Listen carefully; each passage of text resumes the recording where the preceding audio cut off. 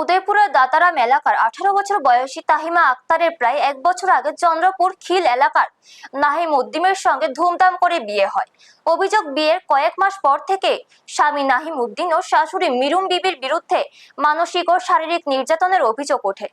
তাহিমার অভিযোগ, বাপের বাড়ি থেকে 3 থেকে 4 লক্ষ টাকা এনে দেওয়ার জন্য প্রায় প্রতিদিনই তাকে গালিগালাজ ও মারধর করা হতো। এমনকি বিভিন্ন অজুহাতে তাকে ঘরবন্দি করে রাখার অভিযোগও রয়েছে। দীর্ঘদিনের এই নির্যাতন সহ্য করতে না পেরে শনিবার রাধা কিশোরপুর মহিলা থানায় স্বামী ও শাশুড়ির বিরুদ্ধে গিয়ে তিনি লিখিত অভিযোগ দায়ের করেন তাহিমা। অভিযোগের বিষয়টি জানাজানি হতেই এলাকায় চাঞ্চল্যের সৃষ্টি হয়েছে। ব্যুরো রিপোর্ট, নিউজ তৎকাল 24।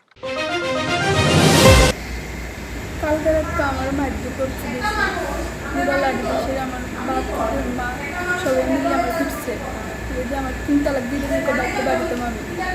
এদের মাও ফোন করছি, মাও বলছে আইতো আইসে। ডেলিভারি 1 মাস পরে,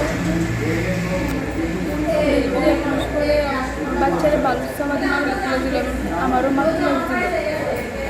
আমার বাচ্চারা আমি দৌড় দেখতেছি, গলা আমার গামছা দিয়ে দিয়ে রাখছি।